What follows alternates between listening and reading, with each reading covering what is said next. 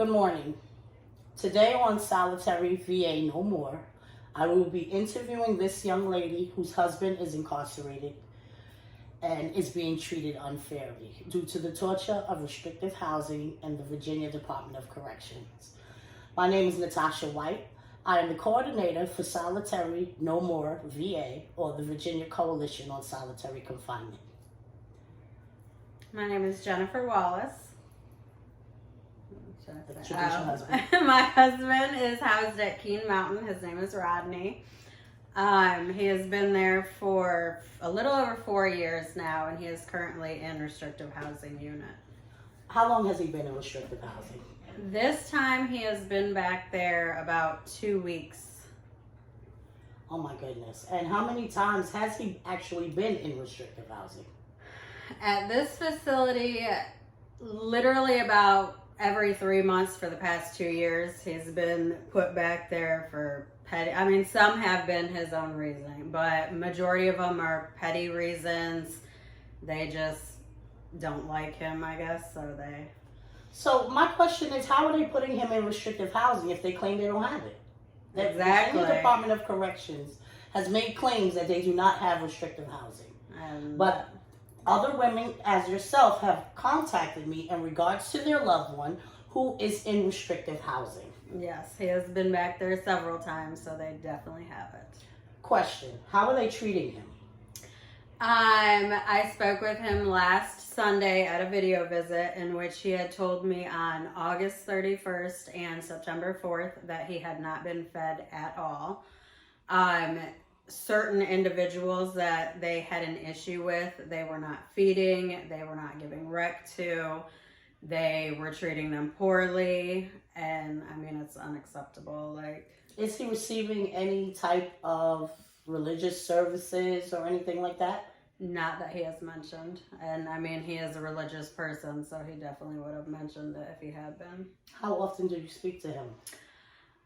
Usually when he's in restrictive housing, they get the phone on Wednesdays and Saturdays. The phones have been down since September 2nd at Keene Mountain, and I have not spoke to him besides video visit on last Sunday and this morning.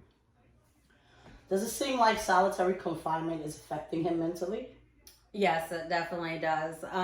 Usually after he's been back there about 30 days, I can really tell that it's affecting him mentally. I mean, he just gets really depressed, he gets in his head, and it's not good for him. What type of signs does he show as far as a breakdown is concerned? He starts getting really paranoid. He feels like, they're against him, that, just different stuff. Because, I mean, obviously it's my husband, I talk to him, so I can tell when he's acting different. He'll get really depressed, his anxiety, and it just, I can start to tell when it really is taking a toll on him. Usually, though, I don't let him get past that 30-day mark because they do have a rule that they have 14 business days to either charge you or release you. Okay. And once it hits that 14 business days, I am on top of it. You either charge him or you release him. Absolutely. So thankfully, I press the issue so he isn't back there very long. But I know other facilities, he has been back there for, long times. Does he already have mental health issues? He does. He sees the psychologist. He has different, depression and other psychological issues. Oh my God, I know that it is so heartbreaking for you. It really is. Okay, so I want you to narrow down, in the past 2 years, how many times he's been in and what were the exact charges? Because you said that there were petty charges just to get him locked in. For example, there was one, he had left his player in the pod. The worker had brought it up to his cell, had put it through the tray slot. The guard said that he tried to give it to the guy to take the plug up or whatever.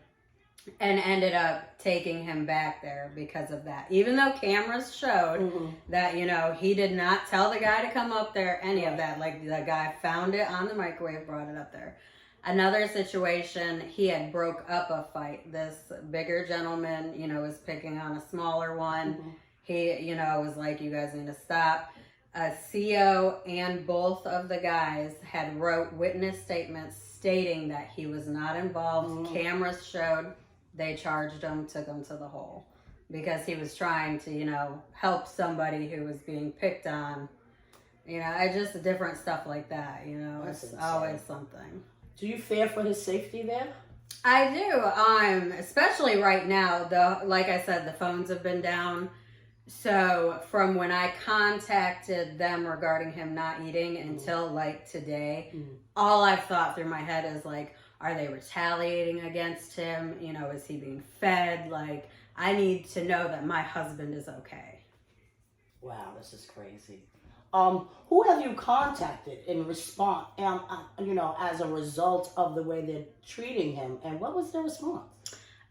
This time I went directly to David Robinson, who is the chief of corrections, because in the past I've gone to, you know, regional, the warden, and nothing seems to be done. So I went straight to the top this time. I had contacted him last Sunday. Within 2 hours, he did respond back to me and, you know, told me that they're very well that, you know, mistreating an inmate is not tolerated. They have a zero tolerance for that. If my allegations are valid, you know, discipline will be taken. But, you know, I mean, that's easy to say that, whether it's actually done or not. Yeah, and there's no way to gauge what type of improvement or action they've taken, because for one, they're not going to tell you if they discipline a correction officer, and for two, if he's in restrictive housing, he doesn't know. They'll just change the officer on duty, so he won't see him.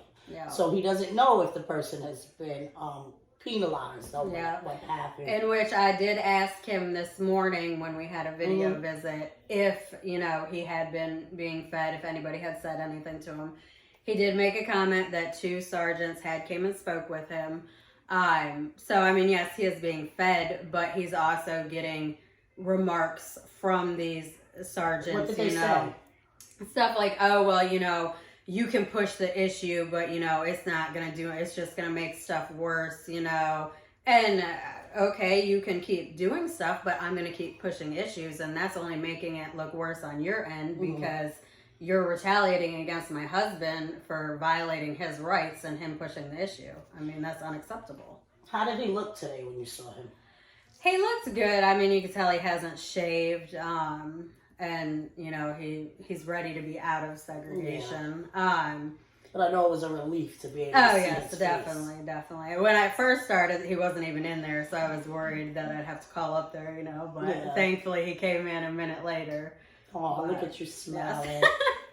My last question to you is, what do you feel, no, this is not the last question, but how do you feel about Virginia Department of Corrections and their claims to have ended solitary confinement? I mean, obviously that's not the case. You know, they can say, oh, well, now we give them, you know, X amount of time outside, which that's not even the case because my husband has not been out to rec since he's been back there. So, I mean, you can sit there and say, oh, you know, we've ended it, but that's obviously a clear lie because my husband's sitting back there right now as we speak. Well, when he does go to rec, is he by himself or does he go to rec with other people? They go, they're in a cage, so they do go out together, but they're in a cage, like individually separated. Okay, so at least they get to talk to one another and see one another. Yeah. Oh, that's an improvement. So my last question to you is, what do you want to see happen in regards to solitary confinement? I want to see it change. You know, I mean, they don't need it. It doesn't help. You know, they're sitting there punishing these guys, and it's not punishing them, it's making them worse. You know, you can't take someone, lock them in a room, you know, take everything from them, and expect them to be okay and do better. Like, you just can't. I mean, it makes them worse, not better. Yeah, and the sad part about it is this affects everybody.